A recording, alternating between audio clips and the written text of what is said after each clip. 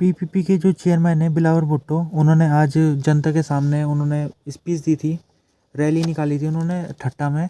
तो वहाँ पर उन्होंने बहुत सारे उन्होंने बातें की है। सबसे पहले बात उन्होंने ये की है कि वो उन्होंने कहा कि जो इस समय प्रेसिडेंट होना चाहिए पाकिस्तान का, अगला प्रेसिडेंट, वो आसिफ अली जरदारी को होना चाहिए, जो कि उनके पिताजी के।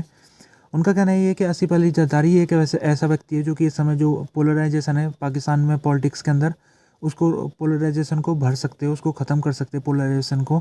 तो इसके अलावा उन्होंने ये कहा है कि जो गवर्नमेंट निगोशिएशन हो रही है, मतलब कि जो कैबिनेट है बनाने की, जो सेंट्रल गवर्नमेंट बनेगी उसमें कोलेशन हो रहा है, लेकिन कोलेशन में जो पीपीपी है वो आउटसाइड सपोर्ट दे रही है, उसका कोई मंत्री होगा नहीं कोलेशन के अंदर, गवर्नमेंट के जो मिनिस्टर है। और लेकिन वो पीपीपी कुछ जो बड़े बड़े पद है, कॉन्स्टिट्यूशनल पद, उसके लिए वो चाहती है अपने लोगों के लिए, जैसे कि प्रेसिडेंट के पद के लिए आसिफ अली जरदारी का नाम बिलावल भुट्टो ने कहा। इसके अलावा जो नेशनल असेंबली के स्पीकर है उसमें भी वो अपनी ही पार्टी के मेंबर को चाहती है पीपीपी, और सीनेट के जो चेयरमैन है उसके लिए भी वो अपने पार्टी के मेंबर को चाहती है। तो बिलावल भुट्टो ने ये कहा है कि जब निगोशिएशन हो रहा था कोलिशन बनाने का, तो मेरे से कहा गया था कि आप प्राइम मिनिस्टर बन सकते हो, आपको आप ऐसा करते हैं कि 2 साल तक पीएमएलएन का प्रधानमंत्री रहेगा और 3 साल तक आपका पार्टी का प्रधानमंत्री रहेगा।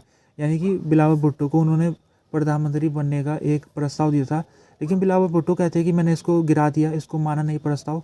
और इसलिए नहीं माना क्योंकि मेरे को बहुमत नहीं मिला था, मेरे को जनता ने इतने सारी सीटें नहीं दी जो मैं प्रधानमंत्री बन सकूं। तो उन्होंने कहा कि मैं बनूंगा प्रधानमंत्री आने वाले समय में, लेकिन मैं जनता का मैंडेट लेके ही बनूंगा, और जब जनता मेरे को मेजोरिटी दे देगी तो मैं बनूंगा प्रधानमंत्री। और उन्होंने ये भी कहा है कि इस समय पोलराइजेशन बहुत ज़्यादा फैल चुका है पॉलिटिक्स के अंदर। उन्होंने कहा कि इस पोलराइजेशन को अगर रोका नहीं गया तो ये पाकिस्तान के लिए बहुत ज़्यादा नुकसानदेह हो सकता है। उन्होंने ये कहा कि हमने तभी जाके कोलिशन गवर्नमेंट में हम शामिल हुए, और उन्होंने कहा कि कोलिशन गवर्नमेंट ही एक ऐसा तरीका है इस समय जो इस पोलराइजेशन को ख़त्म किया जा सकता है। तो बिलावल भुट्टो का जो बयान है उसको उसको अगर हम देखा जाए, परिप्रेक्ष्य में देखा जाए, तो अभी भी जो कोलिशन की बात चल रही है उसको अभी फुल फाइनल नहीं हुआ है कोलिशन, और अभी भी पीपीपी और पीएमएलएन के बीच में बातचीत चलती जा रही है। तो इसमें पीएमएलएन का कहना ये है कि जो गवर्नमेंट बनने वाली है उसमें, सेंटर में जो गवर्नमेंट बनेगी उसमें, क्योंकि पीपीपी ने कह दिया कि वो उसका भाग नहीं बनेगी। और इसके अलावा स्टेट में अभी फिक्स नहीं है स्टेट में आखिरकार क्या होने वाला है, क्योंकि स्टेट के इलेक्शन भी हुए थे, जिसमें अगर सिंध में देखा जाए तो सिंध में तो पीपीपी को 2/3 बहुमत मिला है, तो वहाँ पर तो उसकी सरकार बनने की पक्का है।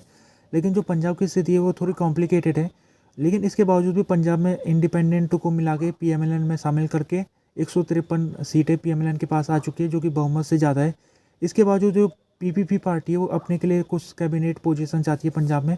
पीपीपी की केवल 10 सीटें पंजाब में, लेकिन इसके बावजूद वो कुछ कैबिनेट पोजीशन अपने लोगों के लिए चाह रही है। तो ये एक एक थोड़ा ये दोनों कोलिशन जो बन रहा था इनके बीच में, उसमें थोड़ा टेंशन आ गया है। और टेंशन इसलिए आया क्योंकि पंजाब में जो चीज़ें पीपीपी ने एकदम से डिमांड की है, क्योंकि जो कोलिशन की बातचीत है शुरुआती चरणों में जब हो रही थी उस समय तो पीपीपी ने ऐसे कोई डिमांड की नहीं थी। तो एकदम से उसने कल परसों के दिन ये डिमांड जब उसने रखी है, तो अब पीएमएलएन खुद सोच में पड़ गई है कि क्या वो पंजाब में पीपीपी जैसी छोटी पार्टी को कैबिनेट की पोजीशन देगी। क्योंकि जो पंजाब है वो आमतौर में पीएमएलएन का एक गढ़ माना जा रहा है, वहाँ का वो गढ़ माना जाता है पीएमएलएन का पंजाब। और वहाँ पर पंजाब में पीएमएलएन और पीटीआई के बीच में टक्कर थी, पीपीपी तो वहाँ बिल्कुल थी नहीं। तो अगर पीएमएलएन पीपीपी को वहाँ पर कुछ कैबिनेट सीट दे देती तो फिर पीपीपी वहाँ पर अपना जो बेस बनाना शुरू कर देगी, और ये पीएमएलएन के लिए आने वाले इलेक्शन में एक खतरा की घंटी होगी। तो इसी को देखते हुए अब देखना पड़ेगा कि आने वाले समय में जो पीएमएलएन है वो क्या पीपीपी को पंजाब कैबिनेट में वो जगह देती है कि नहीं देती। अभी कल के दिन जो एक खुलासा हुआ था, एक ब्यूरोक्रेट था, रावलपिंडी के कमिश्नर लियाकत अली चद्धा, उन्होंने खुलासा किया था, जिसमें उन्होंने कहा था कि जो इलेक्शन हुए थे उसमें धांधली हुई थी, मेरे खुद इलाके में धांधली हुई थी। उन्होंने कहा था कि मैंने खुद इस धांधली में भूमिका निभाई, और उन्होंने कहा है कि 15 सीटों में धांधली हुई है और मैं इसकी जिम्मेदारी लेता हूं, क्योंकि मेरे को पता था धांधली होने वाली है। और उन्होंने कहा है कि मैं खुद चाहता हूं कि मेरे को सज़ा मिलनी चाहिए। और साथ में उन्होंने कुछ लोगों के बारे में भी कहा कि उन लोग ये जो बड़े बड़े पदाधिकारी के, जैसे कि उन्होंने इलेक्शन कमीशन का नाम लिया और उन्होंने चीफ जस्टिस ऑफ पाकिस्तान का नाम लिया, वो दोनों जो इंस्टीट्यूशन है वो दोनों के दोनों भी इस रिगिंग में शामिल थे, ये चट्टा ने कहा था कल के दिन। तो इनका जो एलिगेशन था वो भूचाल लाने वाला था, क्योंकि पहले ऐसे बड़े ब्यूरोक्रेट थे जिन्होंने ये खुलासा किया कि रिगिंग हुई है। तो जब से इन्होंने ये बात कही है तब से बयान आने शुरू हो गए। पीटीआई का भी बयान आ गया। पीटीआई ने इनका जो बहादुरी की तारीफ़ की है और कहा कि चट्टा ने अपनी जान में खेलते हुए ये जो खुलासा किया है उसकी हम तारीफ़ करते हैं, क्योंकि चट्टा का जो ज़मीर है वो जाग चुका है और उन्होंने जो किया सही किया।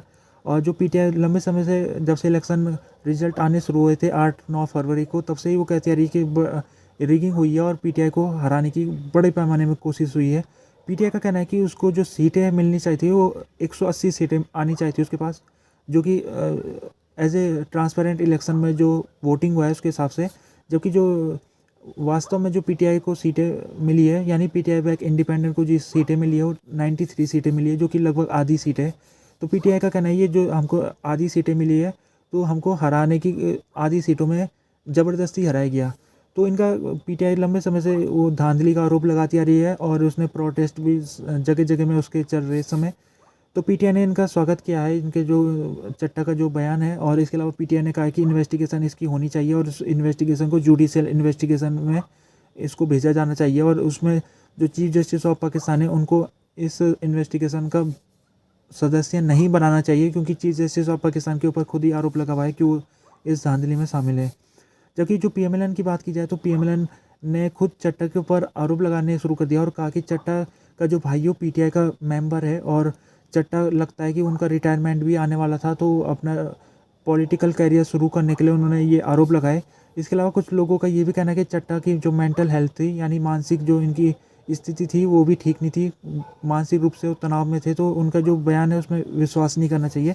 इसके अलावा जो पीएमएलएन के जो स्पोक पर्सन है मलिक अहमद खान ने कहा है कि पीटीआई इस समय एक साजिश रच रही है, और वो जो साजिश है वो आरओ के खिलाफ हो रही है। आरओ वो लोग हैं जिन्होंने इलेक्शन में जिन्होंने देख रेख की थी। इलेक्शन आरओ रिटर्निंग ऑफिसर जिनको कहते हैं, जिनकी निगरानी में इलेक्शन होता। तो पीटीआई क्या कर रही है, इनकी फ़ोटो जो आरओ की फ़ोटो है उनको सोशल मीडिया में अपलोड कर रही है। यहाँ तक कि इनके जो आरओ के परिवार वाले हैं उनकी फ़ोटो भी सोशल मीडिया में अपलोड हो रही है, और इनको मारने की धमकी दी जा रही है आरओ को, और इनके परिवार वालों को भी नुकसान पहुँचाने की बात की जा रही है सोशल मीडिया में। तो ये सब कुछ पीटीआई के द्वारा हो रहा है, ये पीएमएलएन के स्पोक पर्सन का कहना है।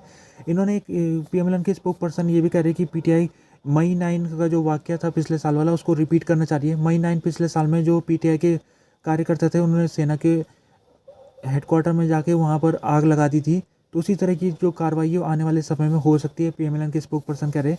इसके अलावा पीएमएलएन के स्पोक पर्सन ने जो चट्टा के आरोप है उनको उन्होंने बेबुनियाद बताया और कहा कि चट्टा इस इलेक्शन में कोई भी रोल उनको मिला हुआ नहीं था, ना तो आरओ थे, ना डीआरओ थे, कुछ भी उनके पास पोजीशन नहीं थी इलेक्शन के संबंध में। तो जो चट्टा है उनका, क्योंकि उनका कोई रोल था नहीं इलेक्शन में, तो उनके जो आरोप है उसका कोई बेस नहीं बनता है। ये पीएमएलएन के द्वारा ये बात की जा रही है।